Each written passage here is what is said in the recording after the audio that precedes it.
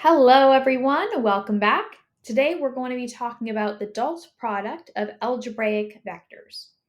So let's talk about in two space and three space how the dot product is going to work. So if vector u is x1, y1, right? Just a couple of values, right, from our two space, and vector v is x2, y2, then vector u and vector v are non-zero vectors arranged tail to tail. Then we know that the dot product of u dot v is x1, x2 plus y1, y2, or it's the magnitudes times cosine theta, right? Which we already know from the previous lesson, right? So but however, this equation here, this is new to us, right? So sometimes this equation will be the one we'll need to use. Other times, this one will be the equation we need to use. It just depends on what do we know. Now, what about in three space? It's the same thing, right? As you can imagine, it's very, very similar in three space. So let's go through this example here. Here it tells us that they would like us to determine the angle between these algebraic vectors. Now the thing is, to determine the angle, we'll need to use the dot product formula, but we'll also need to know what the dot product is equal to. So we can use this new formula here to find out what the dot product is equal to. Then we can use other methods we know, like Pythagoras, to figure out what the magnitude of A and the magnitude of B are. And then we can plug those in, to this equation here, right? And figure out what is theta from there. So this is a three-step problem, right? Because first we need to find the dot product, then we need to find the magnitude of A, magnitude of B, and then we need to finally find cosine of theta. The only thing they really gave us here is the actual vectors. They didn't give us any other useful information here for this question, and so that's why this question is really a three-part question. So let's figure it out. So what's our dot product? A dot B. Well, let's take a look at this equation here to figure that out. It's going to be 1 or negative 1 times 3 plus 2 times 4 plus 4 times 3. That's going to be equal to negative 3 plus 8 plus 12, which is 17. So our dot product is 17. So that's the first thing we need to know here. Next thing we need to know, well, what's the magnitude of A? Well, that's going to be equal to the square root of negative 1 squared plus 2 squared plus 4 squared, right? And that's going to be the root of 21. Then we'll do the same thing for not D, for B. Let's figure it out. This is going to be 3 squared plus 4 squared plus 3 squared, right? Using Pythagoras' theorem. This is going to be root 34. So therefore, what's the angle? Well, we know that A dot B is equal to the magnitudes multiplied together times cosine of theta, right? So A dot B is 17. We figured that out.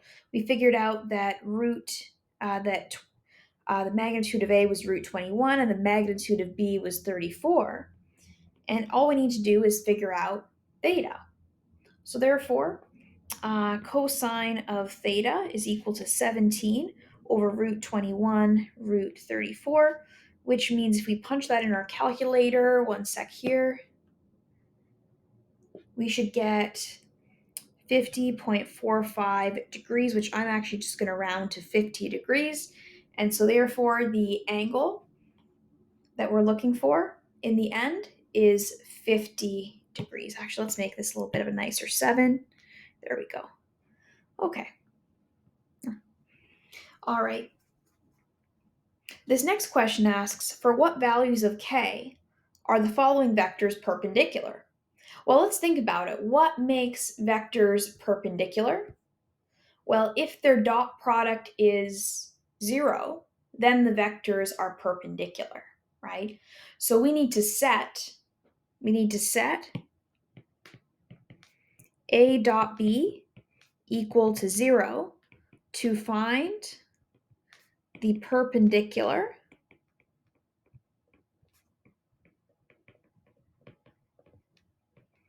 vectors.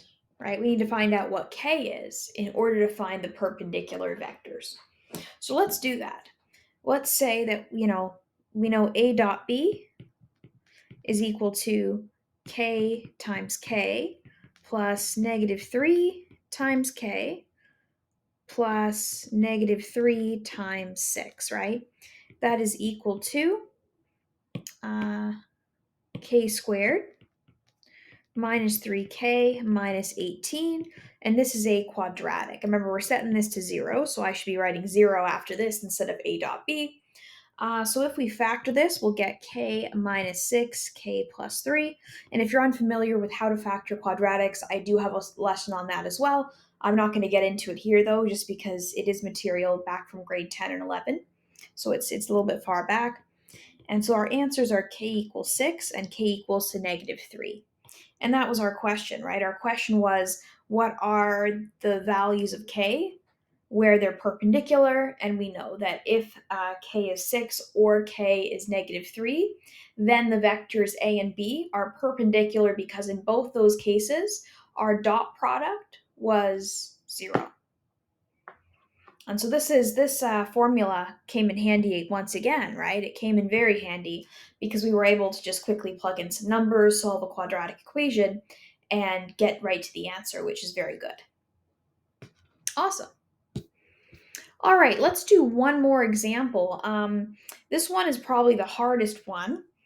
It says determine a vector perpendicular to both A and B.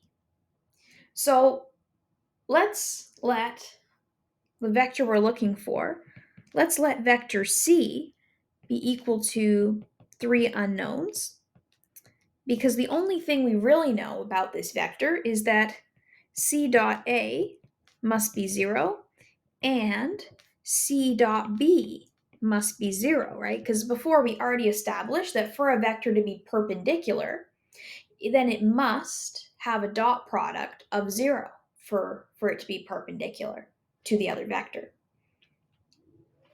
Okay, so what am I going to do then? I'm going to write down the equations that I do know. So I know that A is equal to x plus 5y minus z is equal to 0. That's my first equation, equation 1. And equation 2 can come from vector v. We know that negative 3x plus y plus 2z is equal to 0. So I have 2 equations and I have 3 unknowns.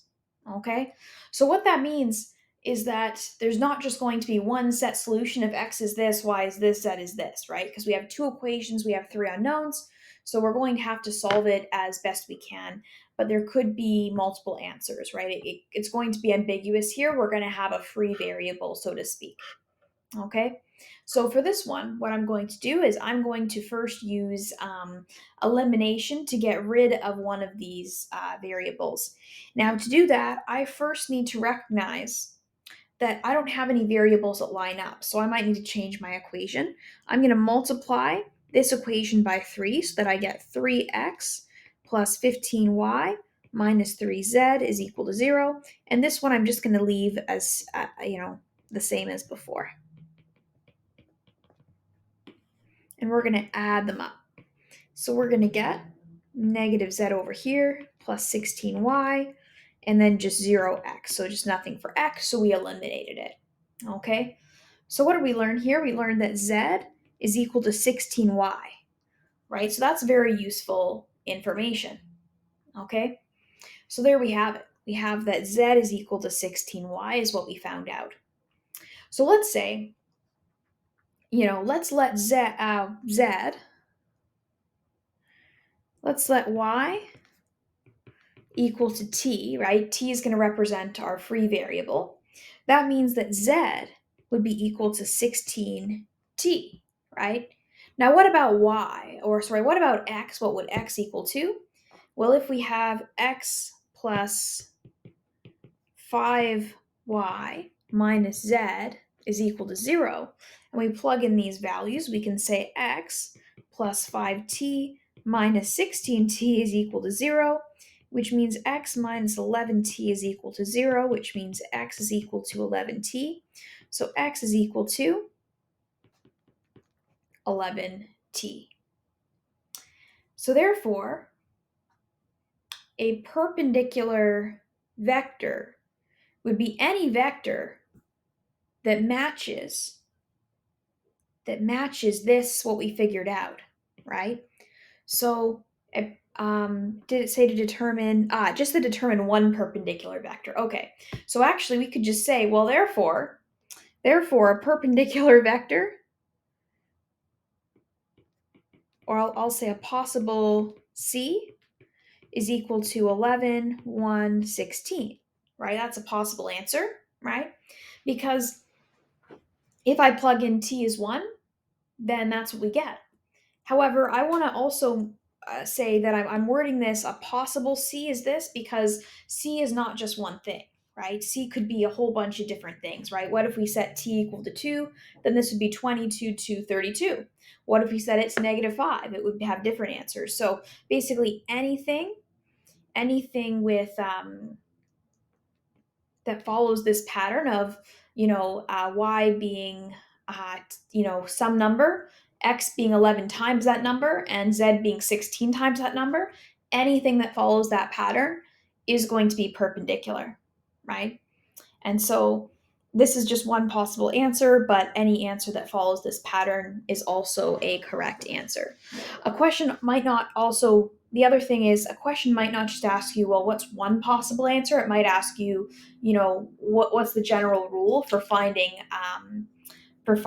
answers here? What's the general rule for determining vectors that are perpendicular? And in this case, you could just stop here and say, any of these are good, right? So that also is going to work. All right, well, that is it for the dot product for today. Next time, we'll be talking about scalar and vector projections, so we'll see everyone for that. Bye, everyone.